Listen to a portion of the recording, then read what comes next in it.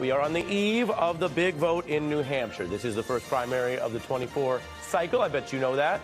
But this is also the first and greatest major disruption we've seen in the Republican race, a primary that began with a former president running earlier than anyone in history and facing those 8 other candidates. They sparred on debate stages that Donald Trump boycotted. Well, that race is now down to just these 2 candidates after DeSantis dropped out this weekend.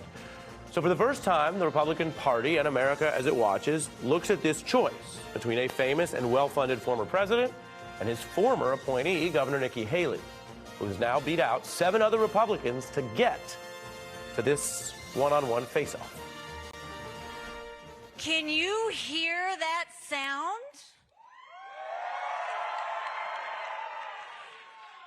That's the sound of a 2-person race.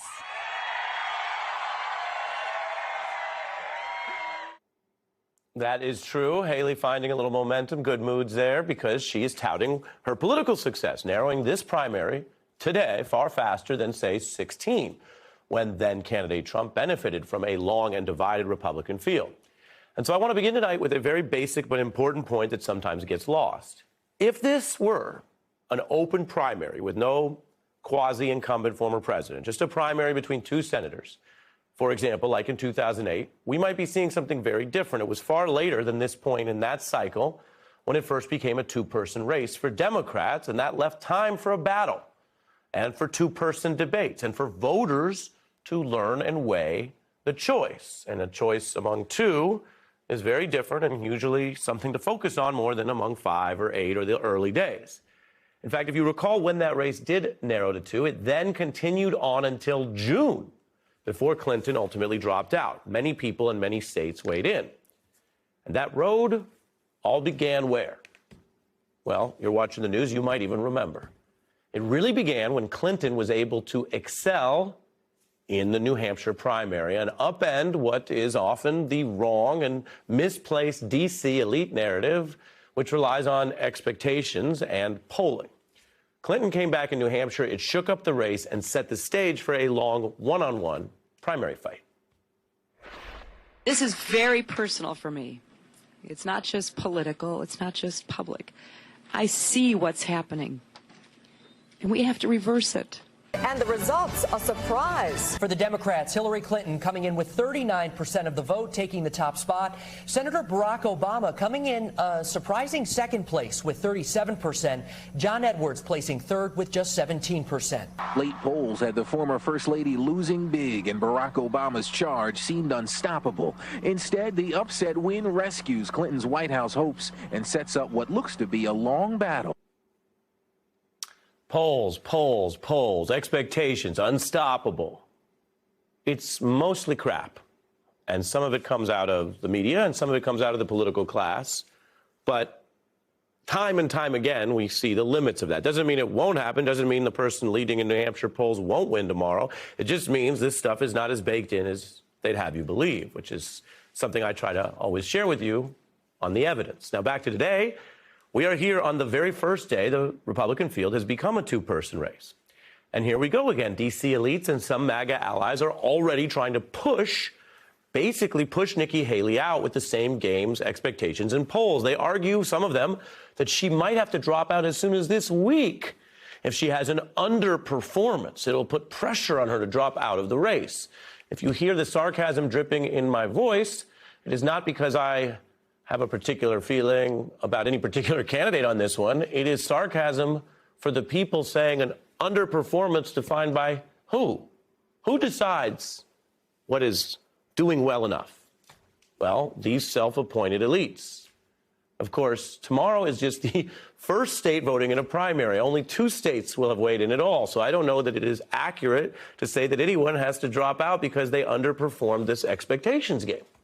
Now, that's one piece of it. The other piece, in fairness to what's going on, is a political reality. There are certainly many Republican leaders and voters who want Trump and therefore do want to fast-track him.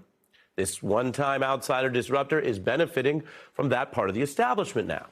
And that's a political reality I can also report for you. But for citizenry, for democracy, and we've heard a lot about democracy in the last couple of years, there's no benefit or even logic to trying to short-circuit a process of democracy here where perhaps more than 2 states would weigh in. And the political media's fixation on polls and expectations, in this case, it's probably not pro-Trump. It's just simply a bad habit that kicks in every election cycle. I just showed you some examples. Last week, we showed you some other ones. Now, as for the race and the substance and whether Republican voters will even get time, say a couple weeks or states, to see these 2 finalists, well, Haley is arguing they should. And she's also arguing that there are important and even allegedly dangerous failings from a Republican perspective by Donald Trump that she says the party must consider before rushing this choice. It's not just that. He congratulated China's President Xi a dozen times after China gave us COVID. I had to sit him down and tell him to stop this bromance with Putin. But, Margaret, you don't be surprised if you have someone that's 80 in office. Their mental stability is going to continue to decline. Mental stability. Interesting point of reference there she made. Now, a longer race would also test the candidates on the very point she raised. Are the candidates up to the job? Voters can weigh that on many levels. Donald Trump, let's recall, ducked debates all primary cycle. He generally avoids most adversarial interviews where he would be tested and fact-checked. And this race has only just begun, but he has already now, through this testing and campaigning process, been caught in a gaffe where, according to the reports, he seemed to blatantly confuse, not lie, but actually just misunderstand and confuse Nikki Haley with former Speaker Nancy Pelosi. It was a kind of confusion moment or word salad, which Haley is arguing to Republicans shows that Trump is basically, in her view, too old and dealing with questions about his mental fitness. And do we really want to go into an election with 2 fellas that are going to be president in their 80s? And that's not ageism that I'm saying here. I mean, he claimed that Joe Biden was going to get us into World War II.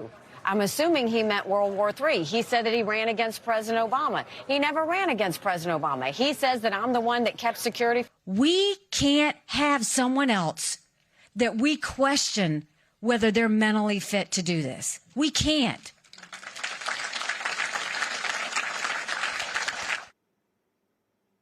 That's the case she's making here over the weekend as the field narrows to 2, and you heard her cite the specific examples, the alleged confusion over who actually was in charge of the Congress. Was it Nancy Pelosi or her? And the confusion about which world war might be in the future. Can you remember that it's 2 or 3? And as with all questions, and you heard her say she doesn't want to do ageism, these questions, whether raised about either of the perceived frontrunners who are on the older side, these questions can be addressed, and voters can take them in and consider them.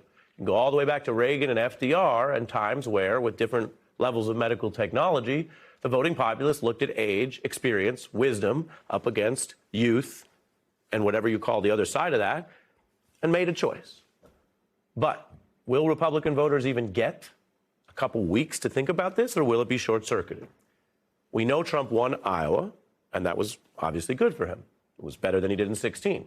We also know, and you've heard Kornacki and others remind everyone, that what we're going to see in the electorate tomorrow in New Hampshire is different. More independents, fewer kind of conservative red state evangelicals, and double the number of suburban voters, which is a key difference if you're looking towards a general election. Because the people voting tomorrow are going to look way more in the electorate like what the Republican Party needs in the general than the people who voted last week in Iowa. Now, there are polls, including one taken after DeSantis dropped out, that still show Trump in the lead. And as I've told you, what you see here is a sizable lead in a 2-person race. And if Trump can demonstrate those numbers in multiple states, well, the math tells the story and it's over.